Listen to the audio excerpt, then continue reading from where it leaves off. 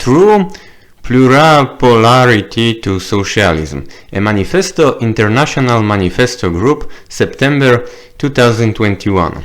The ruling class, unable to secure working people their existence, is unfit any longer to be the ruling class and impose its conditions of existence upon society, said Karl Marx and Friedrich Engels, urging revolutionaries to smoother capitalism in its European cradle already in 1848. That springtime of the peoples was soon followed by the Paris Commune, and revolutionary activity worldwide has kept the specter of communism haunting capitalist classes and advances the democratization of social relations in the teeth of determined counter-revolution. In capitalism, imperial core working people struggles won welfare states and regulated capitalism after the Second World War. In its peripheries, national independence and developmental states. Meanwhile, some countries, beginning with the Russian Revolution in 1917, embarked on building socialism. Increasingly, they organized production for need, distributed work and its rewards equitably and related to one another in a spirit of cooperation. Despite incomplete successes, great problems and stunning reverses, the struggle they started for a world beyond capitalism, alienation, imperialism and other social injustice continues. Today, after decades of mounting capitalist contradictions, capitalist ruling classes, neoliberal or residually social democratic, in rich countries and poor, are giving Marx and Engels' words a macabre significance. Over 4 decades of policies favoring capital, neoliberal financialized capitalism has lost productive dynamism and turned to unproductive plunder, created unacceptable mass poverty, shocking inequality, fostering social division, draconian political repression, a growing threat of exterminist nuclear war, mass movements of population and an ecological emergency of climate warming, pollution and biodiversity loss, rendering our planet increasingly uninhabitable. To top all this, today it is responding to a raging pandemic by sacrificing lives to capital and profit and increasing political repressions. Rosa Luxemburg famously feared that the alternative to socialism was barbarism. Today, however, it is human and planetary annihilation. By the 2020s, smoldering discontent burst into flames with increasing frequency. The decade began with the Tunisian protests that set off the Arab Spring and continued through European protests against austerity. It drew to a close amidst school children's protests against climate change, Indian Muslim women's struggles for citizenship rights, Black Lives Matter, Yellow Vest in France, and protests against hopeless economies and political repression from Turkey to Chile to Nigeria. By 2020, farmers laid siege to a government intent on corporatizing agriculture, and workers organized the biggest general strike in history in India, the world's largest capital country. As ramshackle capitalism responded to the pandemic inevitably, symbolically, matters no said David. Whether they denied it or falsely pitted lives against livelihoods, the capitalist class, euphemism for profits, their response to the pandemic amounted to the social murder of millions and induced economic crisis of historic proportions. By mid-2021, citizens were demanding inquiries into this murderous response in imperial countries. Millions in Brazil's streets were accusing their government of genocide, and Indians were gearing up for the same. A broad tide of discontent against capitalism also rose. Chileans elected an indigenous Mapuche woman to head their hard-won constituent assembly. Bolivians saw through a coup attempt. Palestinians found unprecedented unity and resolve against another Israeli assault. The capitalist world is today a political tinderbox. Capitalism's suitability is questioned as never before. Political establishments are losing their grip, and the credibility of the mainstream media is threadbare.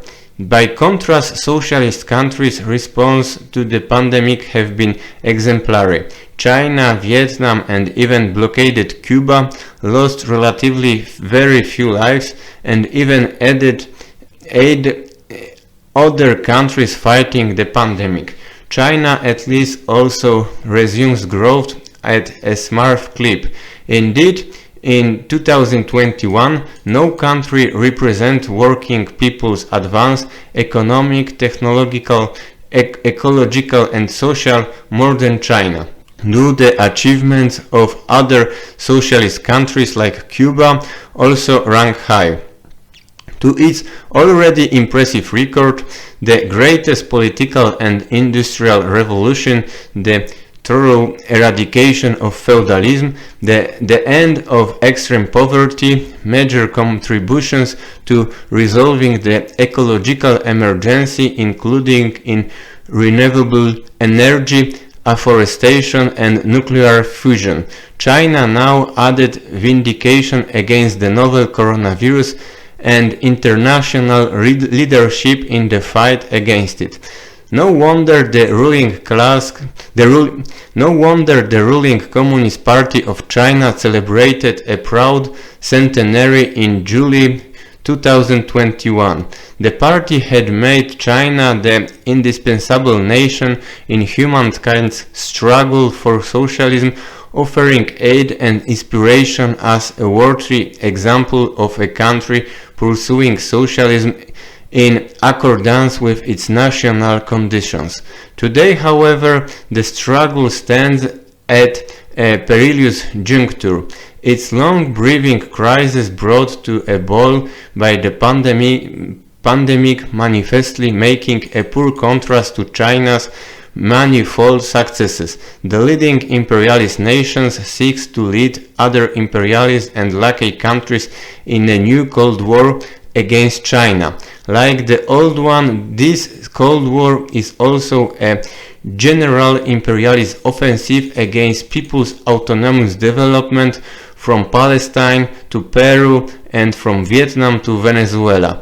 The variety of means through which they wage it is backed by the world's most fearsome arsenal, including nuclear, chemical, biological, and cybernetic weapons of mass destruction. Never has so much destructive power been concentrated in so few irresponsible and desperate hands to wield against so great a majority of the world's people and peoples with an objective interest in socialism. Our manifesto appears in this moment of danger from deep and wide discussions among activists of all continents representing many socialist traditions. Its historical and theoretical assessment of the present conjuncture seeks to advance class and national struggles for socialism. The geopolitical economy of capitalism and socialism. Capitalism is intimate with revolutions. Bourgeois revolutions had to usher it into history. Revolutions have threatened it from the start, and beginning in 1917, popular revolutions have been ushering it out of history.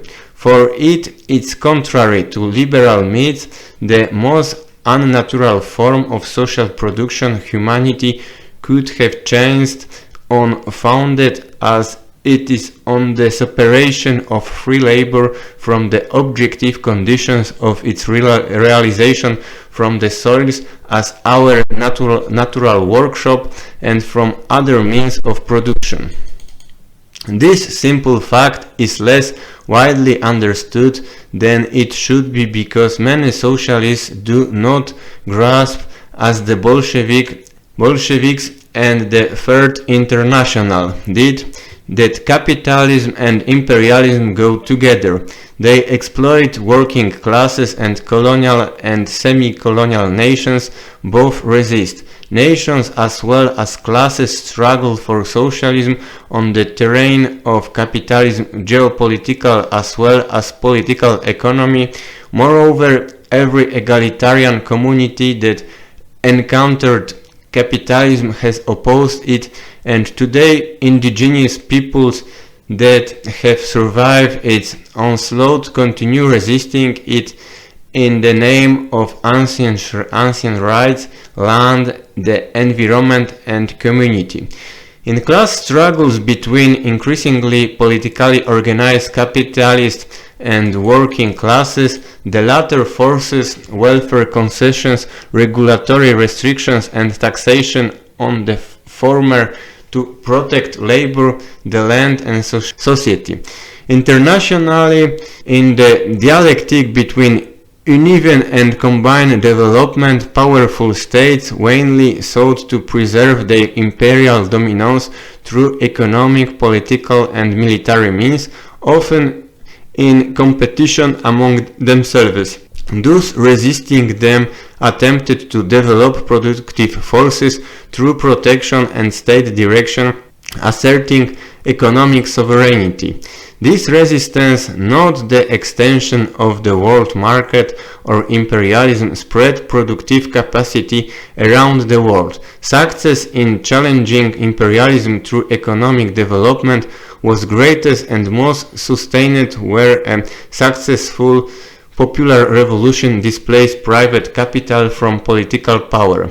The result of these struggles among and against imperial powers has been multipolarity, or what Hugo Chavez more accurately called pluripolarity, referring to the multiplicity of poles of power and the variety of their national capitalism and socialism. Early pluripolarity led to competition between Britain and its old and new challengers, France, Germany, the US and Japan, not only for markets but also for colonies and economic territory, because they could still take and hold weak states and stateless territories. This competition culminated in the First World War and a veritable 30 years crisis, 1914 until 1945, of capitalism and imperialism, undermining their foundations with its two world wars and Great Depression. In its course, class and national struggles culminated in the defeat of fascism, two earth-shaking revolutions, the Russian and the Chinese, and the colonial revolt against the West. The outlines of this crisis are worth tracing. Crisis of imperialism. Tsarist Russia was the weak link in the imperial chain, and the Russian Revolution against it began humanity's long march towards socialism. Occurring outside the homelands of capitalism, it had to achieve social justice and develop the productive forces against unremitting imperialist hostility. Indeed, the Russian and the nascent Chinese revolutions were as two eyes of the storm of progressive forces assailing capitalism and imperialism worldwide, making the difference between victory and defeat against fascism in Europe and Asia, at the cost of roughly 30 and 20 million lives respectively. Recognized as one of the key anti-fascist allies, China ended nearly all unequal treaties in 1943, becoming independent and one of the 5 founding members of the United Nations in 1945. 4 years later, Mao's communists went on to achieve victory in the civil war that followed Japan's defeat. US obstruction would keep it out of the UN and the Security Council until 1971. In the moment of imperialist crisis, colonial and semi-colonial countries also achieved independence, consistently supported only by the Soviet Union and then later by China and other socialist countries. The US stance was by contrast duplicitous. Anxious to preserve Western domination, it dropped atomic bombs on Hiroshima and Nagasaki to intimidate the Soviet Union. Eager for economic access to former European colonies, it gave some support to their independence but also went to war against third world nations no less than 50 times after 1945. Its expensive armory proved, however, no match for the political determination of heroic peoples fighting for their independence, such as the Koreans aided by Chinese volunteers or the Vietnamese led by Ho Chi Minh. US military failures litter Iraq, Syria and Afghanistan today. Independent third world nations embarked on autonomous and egalitarian national development and industrialization to break imperialist shackles, both inspired and aided by the now numerous socialism that also had to develop their productive systems from a low level. While the newly industrializing countries of the 1970s and 1980s and the BRICS and emerging economies of the 2000s are among the better known successes, other countries also made substantial gains. The Soviet Union's demise set socialism back, but it was not the end of socialism, only the end of socialism beginning. The road to socialism and eventually communism is long. Societies embarked on it are not magically freed of class and historical contradictions. Setbacks are possible. After all, socialist revolutions to date have occurred in poor countries. Developing their productive forces is not only far harder than living off the gains of imperialism. It had to be achieved against imperialism pressure. The political leaderships that undertake this can also become bureaucratic and lose touch with the people. Aspect of Stalin's collectivization or Mao's Great Leap Forward involved combination of these difficulties.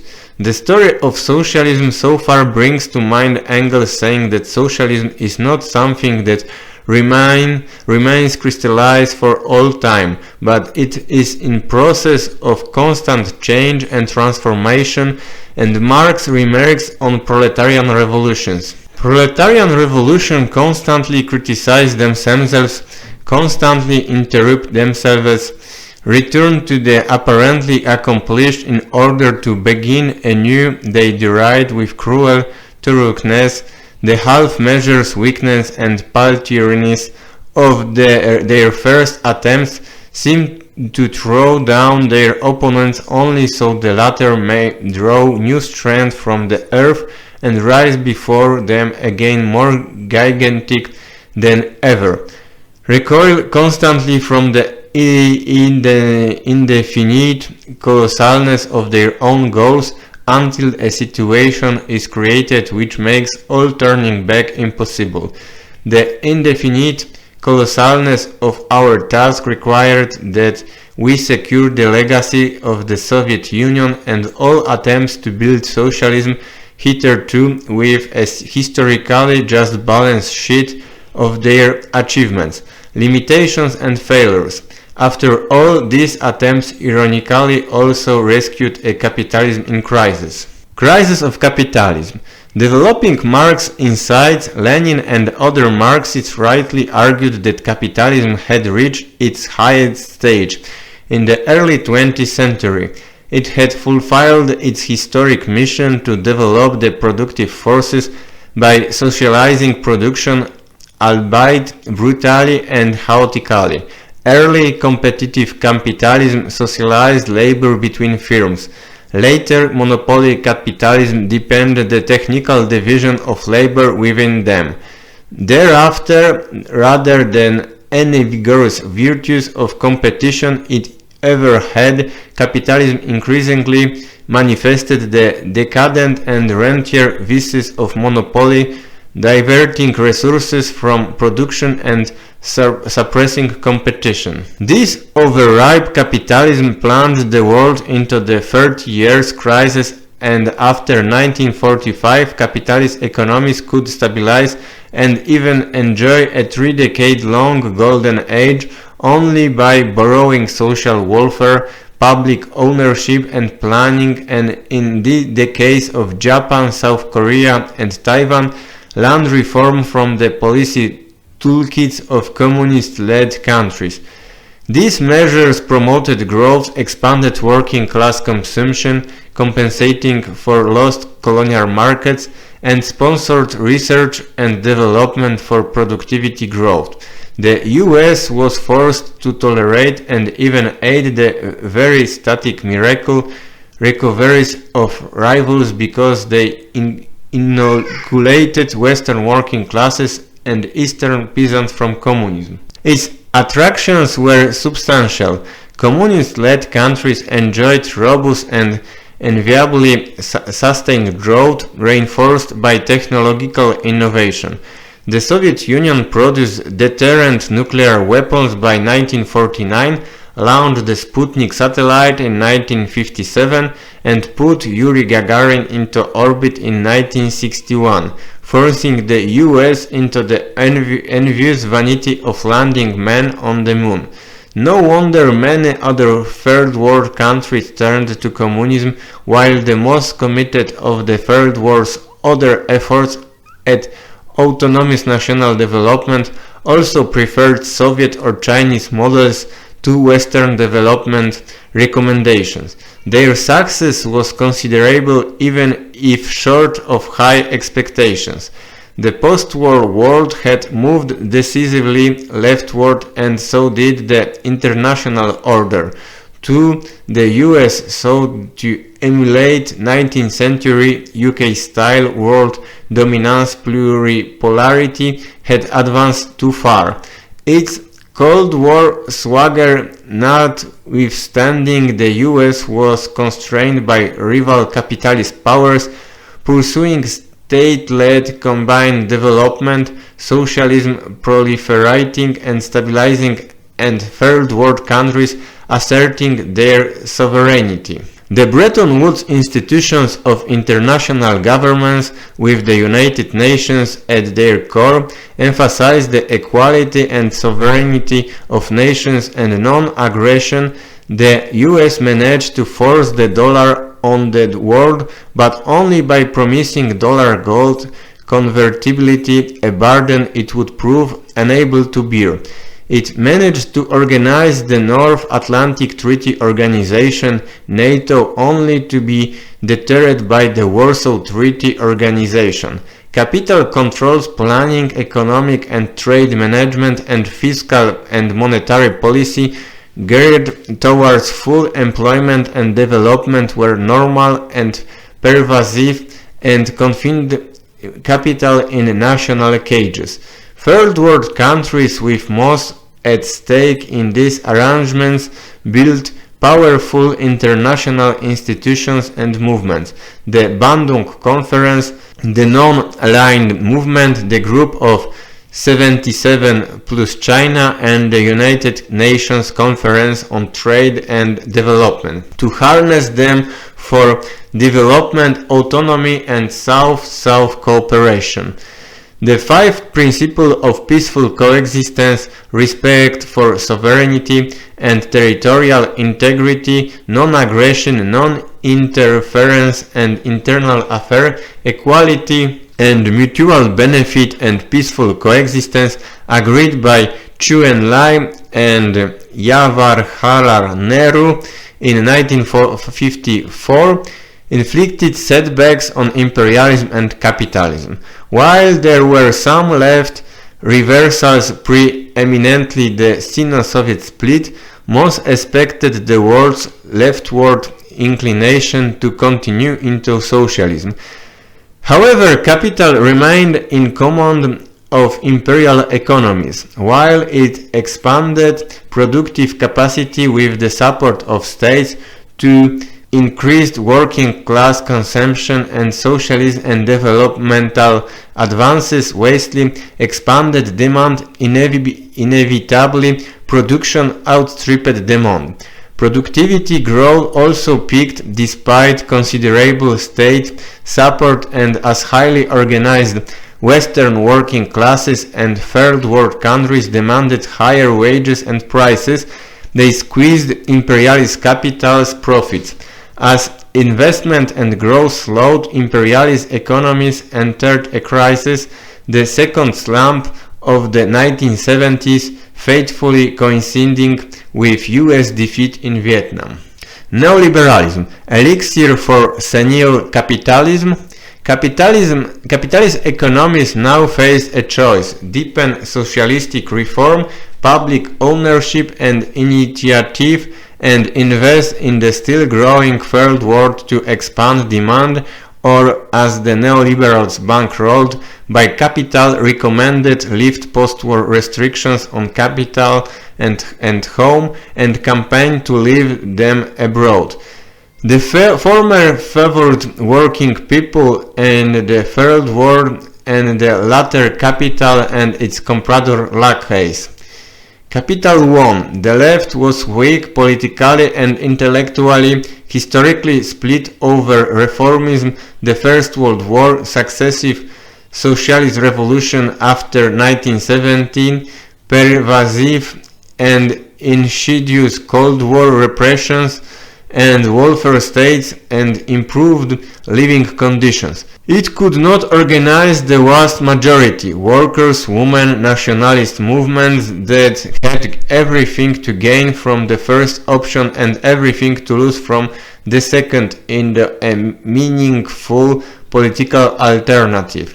Nor could the third world, despite socialist and revolutionary advances in, for instance, Afghanistan, South Yemen, Angola and Nicaragua, developmental and revolutionary processes faced intense pressure from imperialism and comprador forces and betrayal from unfolding counter-revolution in the Soviet Union. Neoliberalism announced its arrival with an attack on working people and their historic gains, and a massive interest rate shock, sending most third world countries careening into 2 lost decades of development.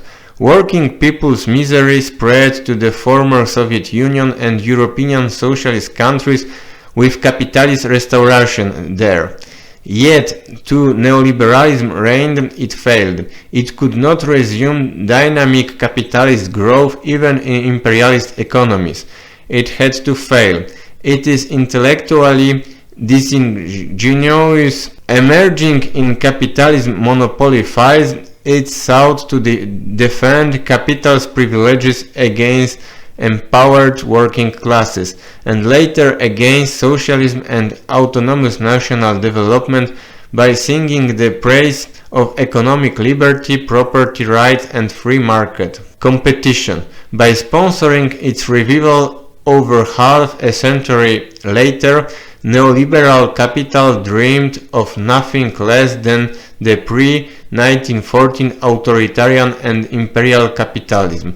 However, the historical clock can never be turned back, and neoliberalism advanced unevenly, going farthest in the already more liberal Anglo-American heartland of capitalism and faced popular opposition at every step. Domestically, neoliberal policies rolled back state ownership, regulation and social protection. It attacked trade unions and left working people with high unemployment, stagnant real wages, fewer benefits, a smaller welfare state, more powerful employers, and fewer social services. Internationally, the International Monetary Fund and the World Bank became imperial countries, overbearing bailiffs. Overlooking creditor responsibility, they forced third world countries to repay debt. In the 1980s and 1990s, as they ramped up export markets for the few primary commodities and low-tech industrial goods they produced were glued, and prices, export revenues, and incomes fell. By demanding a shrunken state, they also prevented the state-directed combined development third world countries needed to become more productive, competitive, and able to repay debt with less effort. Meanwhile, in all too many third world countries, imperial capital enjoyed greater access to resources, goods and labor, quashing sovereignty, people's democracy, and national development. However, a moribund capitalism could only misuse its political advantages. It could not reverse declining economic growth, productivity growth, and investment. Its miserly refusal to pay decent taxes, wages, or supply prices worsened demand conditions and inequality, as did its offshoring of manufacturing to lower wage locations. Worse, instead of investing in production capital, especially in imperial countries, increasingly indulged in unproductive, predatory, and speculative financial activity. The US facilitated this. After the dollar was forced off gold in 1971, it systematically encouraged dollar-denominated financial activity, so demand for and the value of the dollar remained high. Rising debt and assets bubble sucked money out of working people, small business people, governments, and taxpayers, while inflating the wealth of tiny elites as governments resolve increasingly frequent financial crises to favor creditors. Information and communications technology, ICT, played a most ironic part in all this. Soviet-era experimental cybernetics had demonstrated ICT potential for democratic socialist economic management and planning. Neoliberal capitalists use it instead to offshore production while controlling it, aid the concentration and centralization of capital, indulge in plunder and financial speculation, appropriate land and resources, increase control over employees and manipulate customers, short-circuiting rather than addressing the demand problem and proliferating false needs in oceans and unfulfilled real need. Such capitalism diminished human well-being, the quality and quantity of jobs and social service. Neoliberal capitalism also led, despite slowing growth, to the ecological emergency of pollution, climate change, biodiversity loss, and unspeakable cruelty to farmed animals, as capital turned everything the earth offers humanity gratis into plunder and profit. Indeed, the current pandemic may be just the latest zoonotic virus to jump to humans thanks to accelerated encroachment on and destruction of wildlife habitats. Despite clear scientific consensus pointing to the need for state and international action, capitalism's insistence on profit and market-driven solutions is only making things worse. Neoliberalism worsened capitalism growth performance each decade, and after 2008, growth was slower than during the Great Depression. By the late 2010s, most acute observers expected a major economic crisis of hollowed-out capitalist productive systems typified by the neoliberal leaders, the US and the UK, as protests and social unrest proliferated. In the event, the pandemic triggered the crisis, exposing and worsening the shocking perversity of neoliberal capitalist economies as never before. Reviving economies and addressing the ecological emergency and the pandemic will require industrial policy, state investment, social redistribution, environmental planning, and public health infrastructure, and on a scale comparable to socialism, and require ending capitalist control over the state and policy. The road to it lies wide open. Popular discontent with neoliberal capitalism is broad and deep, especially among those also marginalized by gender, race, and in other ways.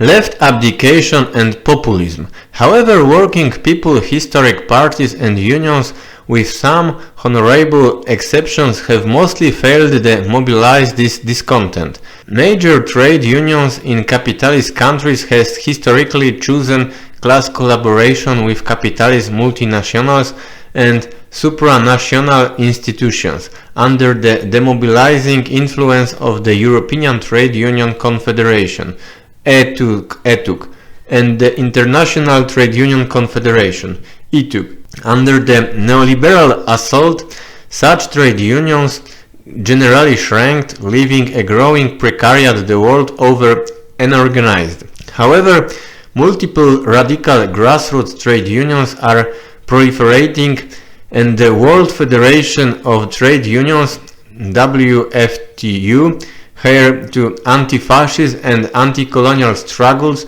remain socialist and anti-imperialist, uniting 120 million workers in 135 countries across the imperial divide. Working people's historic parties fared worse. When right-wing parties moved rightward towards neoliberalism in the 1970s, many of these parties followed them, loosening their links with working people to often only after bitter struggles. Clearest in the West and in Eastern Europe, such changes are also visible in some third world countries. Educated or intellectual elements of these parties led the way.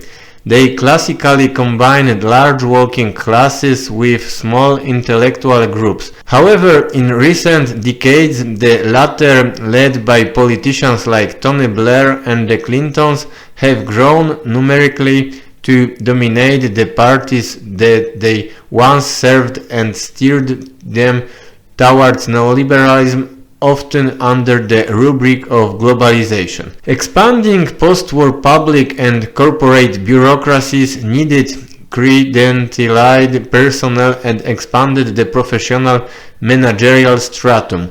Under neoliberalism, production, offshoring, centralized management, engineering, design, legal, marketing, advertising, finance, and other such functions in Western countries, swelling these groups further. This professional managerial layer, elevated high above the mass of working people, enjoys many privileges, including access to private or public resources. The neoliberal political establishment elected politicians and bureaucrats in governments, trade unions, and NGOs hail from this stratum. With professional and family links crossing party lines, a cross-party political establishment reflecting the neoliberal policy consensus emerges to give us the disorienting spectacles of the Ford Foundation financing the World Social Forum, Tony Blair drafting EU political party financing statutes, and political parties and foundations relying on European Union and state funding inevitably with neoliberal strings. Party differences are now increasingly merely about how parties mobilize their voters. While right parties naturally appeal to petty bourgeois social conservatism, historic working class parties now dominated by professionals combine the neoliberalism that supports their incomes and lifestyles with social liberalism. Even at its best, social liberalism focuses on the struggles of individual, usually privileged members of marginalized social groups, women, visible minorities, sexual minorities, ethnic minorities, while social liberalism promotes the culture wars that grab headlines. It neglects the vast bulk of the working class members of these groups who are disproportionately impoverished, unemployed, and precariously employed, whose situation does not improve and combined with neoliberalism even worsens. This is chiefly why the traditional European social democratic parties have lost support so precipitously. This professional stratum prefers meetings, conferences, forums, media debates, and electoral campaigns to the work of mass political organization in working class neighborhoods and factories. Meanwhile, working people suffering low pay, low prices for their products, unemployed, alienation, and precarity still seek a socialism of their collective rights. They are, however, divided along income, skill, gender, race, and other social lines, and politically bewildered by manipulative culture wars between the right and left wings of the objectively reactionary and counter-revolutionary neoliberal political establishment and their common witch hunts against genuinely radical leaders and movements. This establishment has taken to portraying as populist both right and left efforts to mobilize the mass of the discontents of neoliberalism. Both Trump's or Bolsonaro or Modi's far-right politics and Corbyn or Maduro left politics are accused of focusing on social division. However, the former manipulates and social divisions neoliberalism created to get to power, and the latter seeks to heal them by reversing neoliberalism. Worse, the political establishment's even-handedness is illusory. They can tolerate Trump holding office, but genuinely progressive politicians are to be stopped before they come anywhere near it or continuously hounded in office. The common problems of the people are not even discussed, let alone addressed, although majorities in capitalist countries, in the third world post-communist countries, or the desindustrialized West remain opposed to neoliberalism, as political establishments reject even the mildest concessions. This opposition can find little or no political expression. As economic decline reduces middle-class career paths, the precariat comes to include educated young people and older managers. Ominously, as in interwar Germany, many formerly centrist middle classes are now tempted by extreme right ideas. Many in spontaneous rebellions against neoliberalism, expressing the tenacity of working people, such as the French Yellow Vest, fall full of reaction.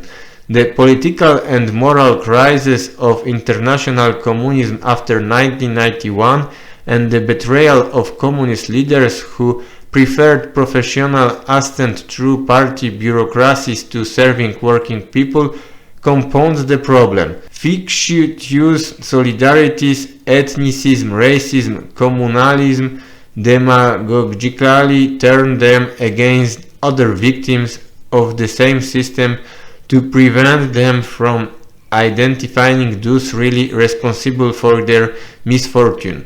Today, therefore, class struggle rages within the left when it should be waged by the left. However, as the economic crisis deepens, neoliberal political establishments lose control over politics, particularly as one of the international plane. The successes of socialist societies highlight the decay of capitalism and its cost. Neoliberalism and Western decline. Neoliberalism could not sustain the shock and the awe of its initial offensive against working people, the Third World, and eventually against the Soviet Union and East European socialism.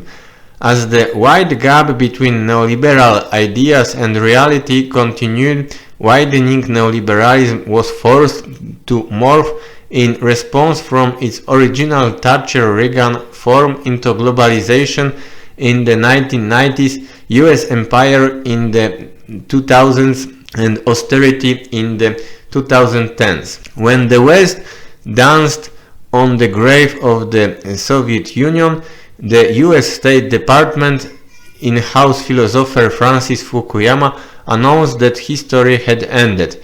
Humanity had reached its goal, liberal democracy and capitalism. It could go no further. A stunned world expected unipolarity and hoped for a peace dividend. History itself had other ideas. Unipolarity. Rather than unipolarity, it accelerated advance towards pluripolarity. As neoliberalism locked the West into ever slower growth, the world economic center of gravity began shifting towards the fast-growing socialist market economy of China and towards large developing capitalist countries that had then pulled back from the worst of free market fundamentalism, such as Brazil, India and Russia. By the 2010s, these countries demanded reform of international governance institutions, including the IMF and the World Bank. When the West refused to cooperate, they, particularly China, launched new ones. These included the Asian Infrastructure Investment Bank, the Shanghai Cooperation Organization, the New Development Bank, and the Bolivarian Alliance for the Peoples of Our America. China and Russia also led Eurasian integration, harnessing China's growing economic gravity. Two-thirds of the world's countries today trade more with China than the US. Its Belt and Road Initiative and Russia revived military prowess to the economic and security needs of neighboring countries. The resulting Eurasian pole, covering nearly a third of the world's population and over half its territory, overcomes the destructive legacy of the Sino-Soviet split, at least for anti-imperialist purposes. Africa and Latin America also asserted themselves against the West. Latin America's pink tide of left-wing governments refused to go away despite ferocious US efforts to undermine it. In Africa, despite setbacks such as in Libya, national and left forces are rallying. Former French African colonies witnessed mass movements against the neo-colonial CFA French occupation of the strategically important Central African Republic was opposed and election organized under the protection of Russian and Rwandan troops. As the countries opposed British-led regime change efforts in Zimbabwe, while a number of neighboring countries are helping Mozambique fight the ISIS-influenced insurgency in the north of the country. Africa and Latin America are today economically and politically more independent and are reviving the Pan-Africanism and Pan-Latin Americanism that generations of revolutionary men and women fought for, demonstrating that their revolutionary seeds are still sprouting. Peace dividend. The peace dividend also failed to materialize. The US attempted to compensate for its dwindling economic centrality with military aggression. Wars proliferated, festooned with slogans of human rights, democracy, and the responsibility to protect citizens of allegedly failed states, and became hybrid. They promoted not democracy but neoliberal capitalism to open poor countries to imperial capital's over-exploitation up to and including slavery, while violating the most basic of human rights to life and development. They also punished defiant countries such as Syria, Cuba, Venezuela, the DPRK, or Yemen by blockading medicines, oil, and food.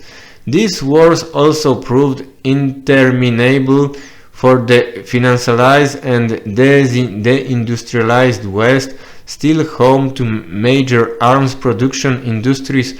Wars were industrial policy, able to destroy but not rebuild, fighting wars as much to test and advertise weapons as to win them. To US-led West, aided by garrison states such as Israel, won no victories.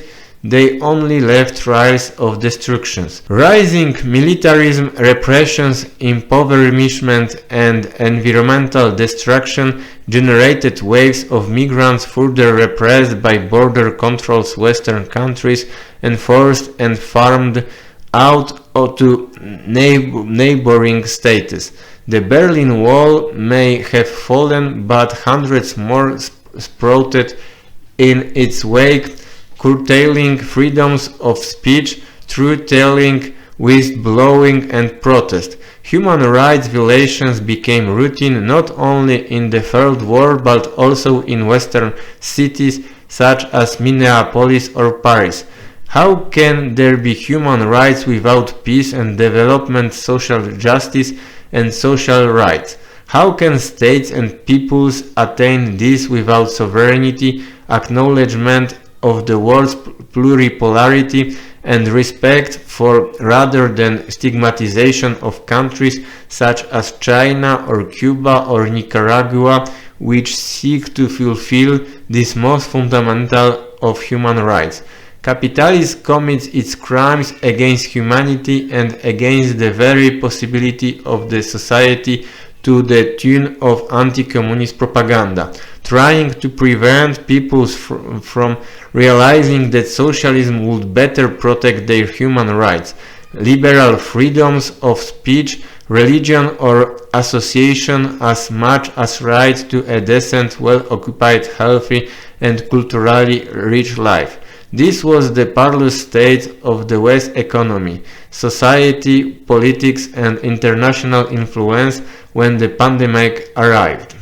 Capitalism and socialism in the pandemic stress test. Unprepared despite forewarnings, initially denying its seriousness, capitalist countries, rich and poor, were hit hard by the pandemic. Social and health infrastructures, already severely weakened by decades of underfunding, were overwhelmed in most rich countries and collapsed in many poor ones. Unmet healthcare needs, COVID or non-COVID, spiraled upwards. Capitalist governments claimed to be torn between saving lives and livelihoods, when in fact they were endangering people for capitalist profits. In the US, public authorities prioritized support for swooning financial markets, unprecedented in scale and variety of measures above all. Some neoliberal governments even dealt with reaching herd immunity through infection, no matter in the death toll. Public outcry prevented this, but not the only slightly less murderous mitigation strategy, using profit-reducing lockdowns as sparingly as possible to keep hospitalizations low enough so weak public health system would not collapse. Long committed to corporate and commodified medicine, neoliberal governments simply refused to bolster health systems or build the community-based social and medical care capacity for testing, tracing and supported isolation of cases and contrasts necessary for suppressing the virus. Instead, politicians offered their capitalist friends opportunities for private profiteering in the name of providing health and public services. Meanwhile, hesitantly applied lockdowns were inevitably prolonged and repeated, sending economies plummeting into deeply negative territory and endangering the real livelihoods of billions. Shambolic cycles of hesitance lockdowns and too early easings in neoliberal capitalist countries also kept enough essential workers exposed, and bad faith government communications kept enough resisting restrictions and vaccinations to register some of the highest case and fatality rates in the world. While rich countries offered some transfers to keep up demand rather than support people, this was not possible in most already indebted poor countries whose governments became even less able to respond to the pandemic or meet basic needs. Already deep social divisions have deepened further. High-income earners worked from home. With full salaries and reduced outlays, they even paid off debt, as support of financial markets set them on unprecedented bull runs. Moneyed elites became wealthier and billionaires more numerous. Working people, especially precariously employed women, racialized minorities and other vulnerable groups, by contrast, either suffered poverty, unemployment, isolation, loss of savings, predatory debt, and sheer despair, or were low-paid, essential and frontline workers, kept working and in addition exposed to infection, illness and death. Poor access to healthcare, overcrowded multi-occupancy, substandard housing, and homelessness increase the risk of infections, morbidity and fatality, with many unions representing these workers inadequately or not at all, and opportunistic employers failing to protect their health. Their plight remained largely unaddressed. As child bearers subject to male control, principal providers of unpaid care for the young, sick and elderly, and the holders of lower paid jobs, women were additionally set back by the pandemic and lockdowns.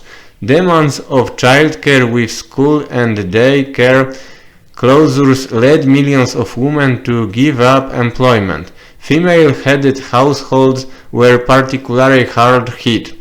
As healthcare system collapsed, millions of women lost access to contraception and under lockdown suffered disproportionately from domestic violence. Other marginalized groups were also vulnerable. Thanks to government disinformation and right-wing scapegoating various minorities, East Asians in North America, Muslims in India, suffering rising violence and hate speech.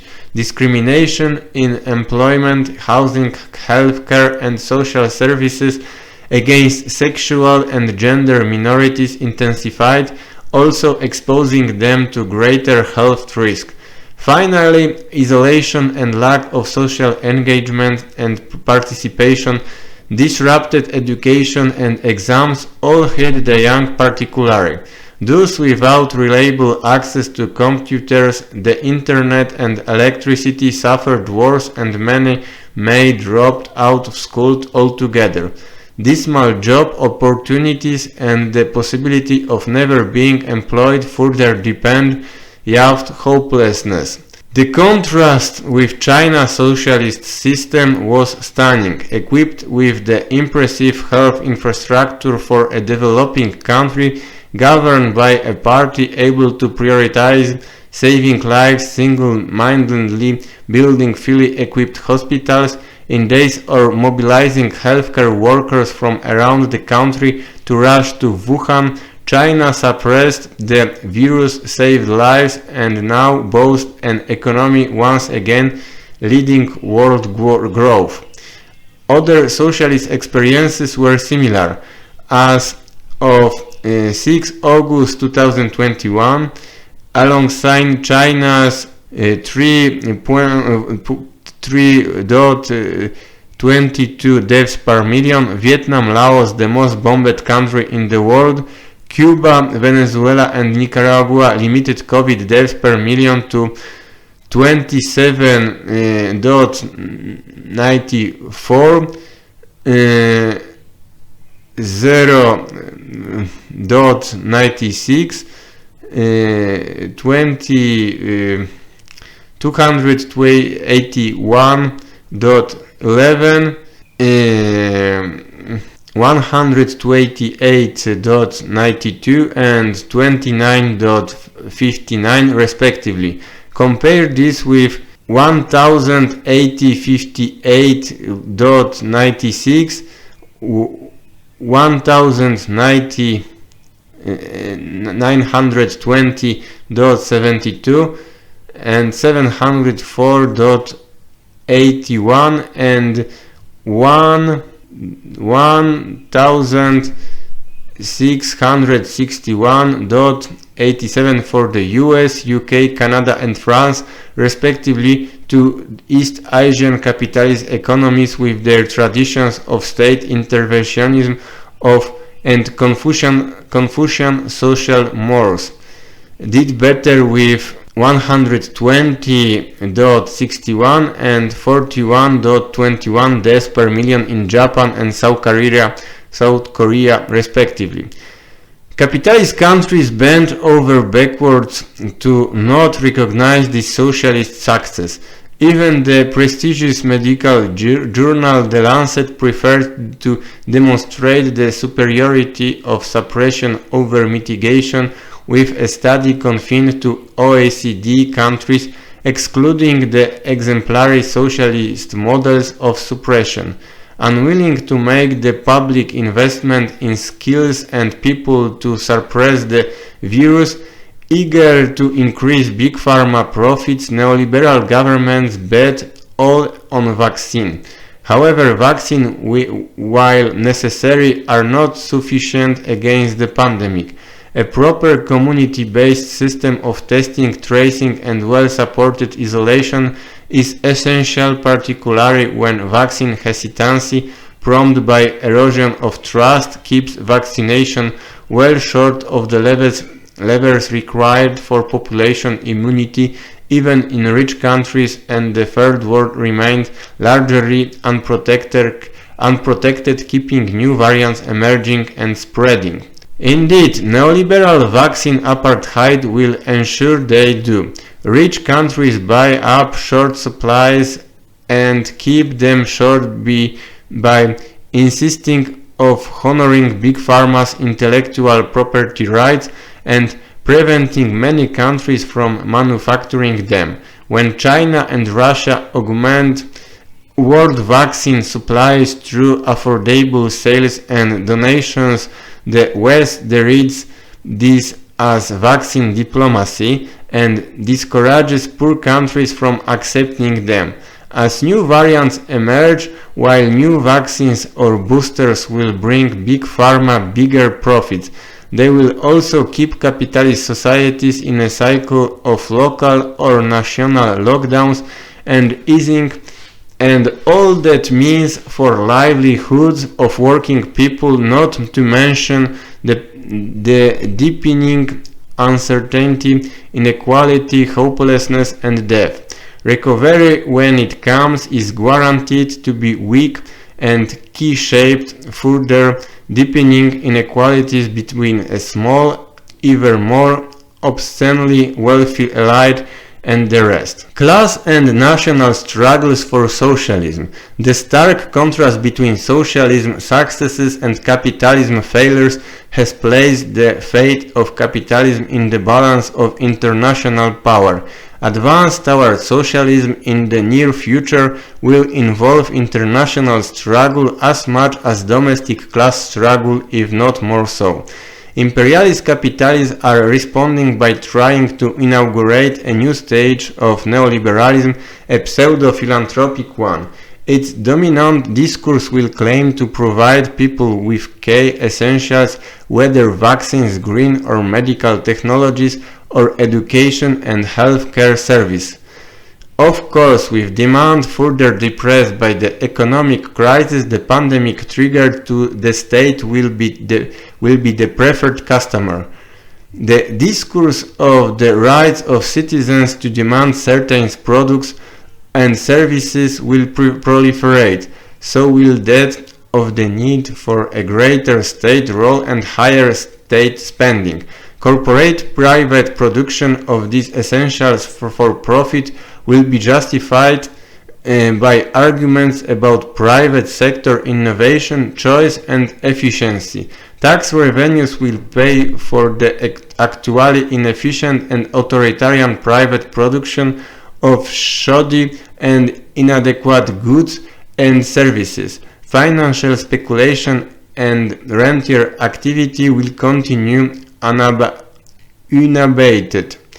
Of course, this new neoliberalism will unquestionably face resistance due to deepening social divisions and the advanced productive debility of capitalism. Even without organized any canny left opposition, its manifest failures amid proliferating revelations of fraud and corruption will rock politics.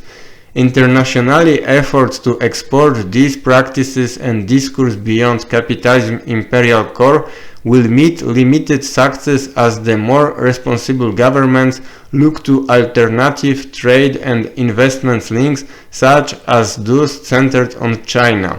Indeed, as pluripolarity advances, imperialism and dollar dominance recede, and capitalism continues malfunctioning, the new Cold War propaganda against China will sound increasingly hollow. Worse, division within the imperial camp, within NATO, between states and even within capitalist classes can only grow thanks to China's growing economic attractions, even for the West, its traditional allies and corporations. US attempts to rally European, East and South Asian and antipodern democratic allies into a new Indo-Pacific quadrilateral strategy are already stalling.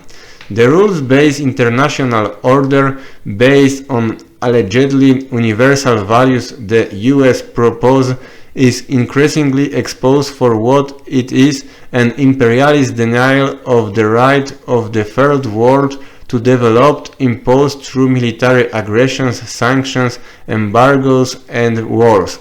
China supports for an international community with a shared future for humankind based on common values and UN principles, and the 5 principles of peaceful coexistence offer a far more attractive alternative capable of addressing humanity's common problems.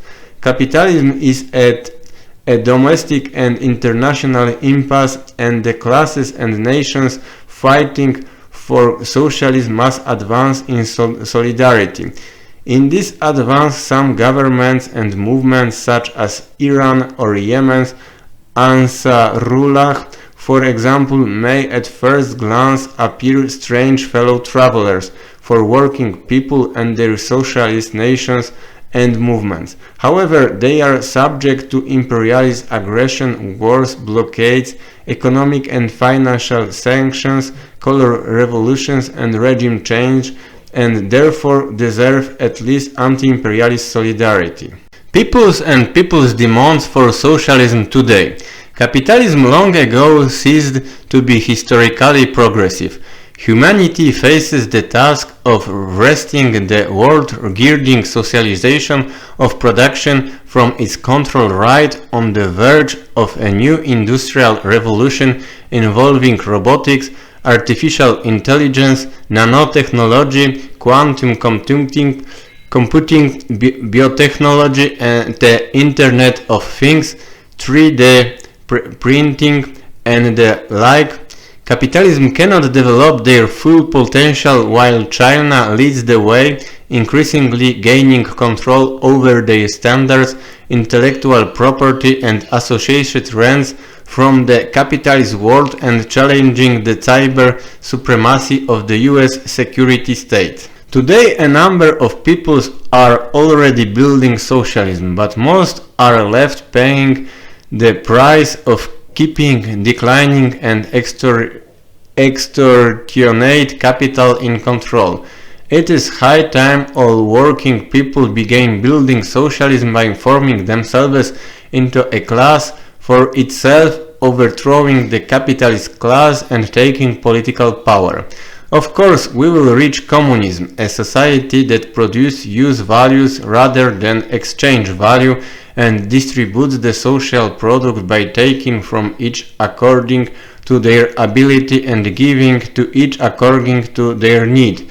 Only at the end of a long road we must traverse several stages of socialism, increasingly socialized production, distribution and outlook before our productive capacities, our societies and our cultures became capable of relating to other individuals, groups and societies in solidarity whilst living harmoniously with other species and the planet. In doing this, the K is seizing control over the state from capital. The role of the public power, the state, is essential and distinctive, and control over it should be in the hands of working people. 2. Capital may rule over considerable private enterprise, particularly during the early socialist stages. A socialist state must progressively subject all production to social ends through planning for the general interest. Whether to socialize given means of production will be a conceptual and often pragmatic decision. Each country with its historical configuration of productive development, social organization and culture will proceed along this path with its own pace and pattern. Some may join the journey late, some may take interest in the truth, and some, likely a small number, may not join in any time soon. The overriding principle of people and planet over profits implies the following major demands of people and people struggling for socialism. 1. Physical, economic and emotional suffering during the pandemic makes the full socialization of healthcare with universal access free at the point of use the lever that opens the gates to socialism. It must include community-based public health systems extended to the remotest districts and villages, capable of offering the best prevention and treatment approaches for present and future pandemics. Such healthcare systems are possible in poor countries as well as rich and have two further advantages. Their need for skilled medical practitioners will expand public education, training and research in prevention and care, offering high-quality work for many. Their need for an active public authority strongly committed to social welfare is just what is objectively necessary for the transition to a socialist society. If such a public health system proves possible, if not wholly, at least substantially, people will clearly see, demand and be willing to work towards extending its model to other cognate spheres such as education, child and elder care, of housing. 2.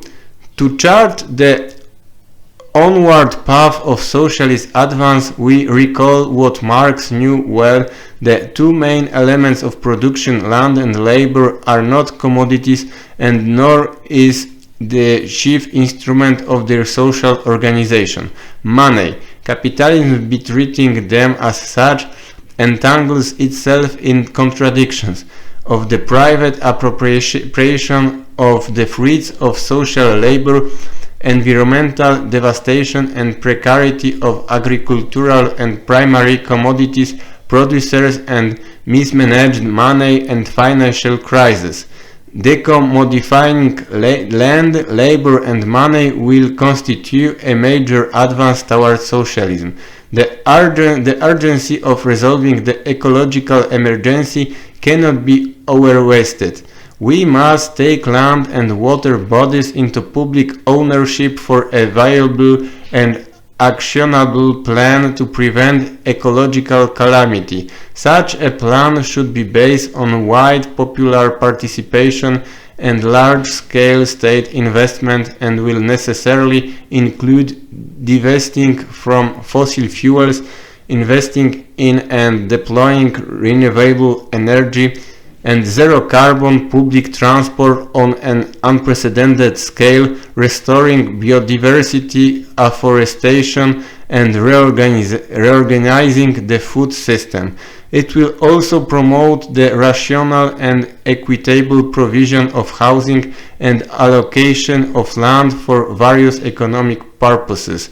Universal access to work and its rewards for all able to work, combined with support for those unable to work and a reduction in work time for all as productivity advances, opens the door to autonomous and creative pursuits capable of advancing individual fulfillment, science and culture to previously unimagined levels. We must nationalize money and banking to transform them into instruments of socially organized production and distribution. In recent years, in addition to land, labor and money, imperialist countries have sought to commodify knowledge and technology through intellectual property rights. Like nature, culture, knowledge and technology are the common heritage of humankind, its second nature. We must reverse its commodification to and make education and research public and flows of knowledge free. 3. Further socialist advance lies in the rational principle that monopolies such as resource extraction, transportation, the digital platforms whose private ownership prevents the full exploitation of their potential to benefit society, and the production of the essential of life, food, housing, education or healthcare, be heavily regulated or nationalized. Their private ownership it ill serves society. Progress towards socialism will be smoother where, thanks to class and international struggles, public provision and public ownership are already quite advanced. Of course, we must remove their existing limitations, class, patriarchal and racist biases, and democratize them not just formally but substantially. 4. All countries, particularly the wealthy ones, must also separate through debate and discussions real need and need simulated by capitalism need for markets through consumerist illusion and planned obsolescence, generating rather than satiety only permanent dissatisfaction and covetousness, not to mention environmental destruction. A critical corollary is halting as wasteful activity, for instance arms productions beyond basic defense or financial speculations. This goal will be easier for societies to pursue in the right international environment. 5. We must oppose the US-sponsored imperialist New Cold War and build an ambitious multilateral international governance enabling all countries to develop, create economic, gender, racial and religious equality and address shared challenge through economic, political, financial, scientific and cultural cooperation for mutual benefit in win-win relations. True development in the third world requires investment in human capacities and a new scientific and technological revolution to fulfill human and planetary needs. Cooperative integration of economies to enhance industrial data and human resource chains and sustainable connectivity and green infrastructure to diffuse the gains widely. We must also mount a challenge to the false and hypocritical universalism with which imperialist countries have articulated their domination for centuries. We must replace it with common values and principles to tackle common challenges: insecurity, mistrust, disrespect, war, inequitable development, rising inequalities of all kinds, serious damage to the land, soils, water, seas, and air that sustain human life and whose degradation threatens ecological health, deficient health infrastructure, ineffective disaster management, and unsustainable debt. International governance needs to reflect the world's objective and developing pluripolarity. The original ideals of the United Nations Charter and the principles of peaceful coexistence advocated by the non-aligned movement are excellent foundations for further constructing alternatives to institutions of US and Western dominance. The diversity of our world and its civilization is a great resource, and only principles of equality, mutual respect, and mutual trust can sustain it. While peace, development, equality, justice, democracy, and freedom are common values of humankind, there is no universal political model. Instead, the world must engage in constant exchange, mutual learning, and in sharing the benefits of progress. Workers of all countries, oppressed peoples, and nations unite.